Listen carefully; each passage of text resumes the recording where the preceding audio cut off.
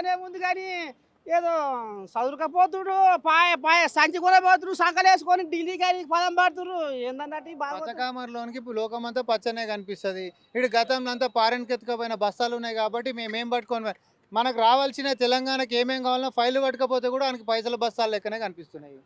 మనం ఏం చేస్తాం దానికి? ఇదా అదే మరి జనాలకు తెలపాలి కదా అసలు ముచ్చట ఏందో.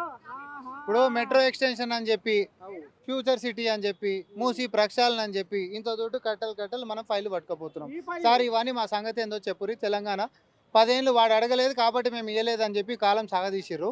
ఇప్పుడు రోజు కాదు 10 సార్లు అడుగుతున్నాం. ముఖ్యమంత్రి నేనే స్వయంగా వస్తున్నా, వీటి సంగతి ఏం చేస్తున్నావు చెప్పని అడుగుతున్నాం.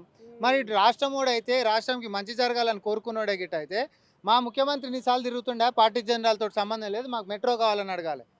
కానీ ఎవరి మీద కొట్లాడతాడు?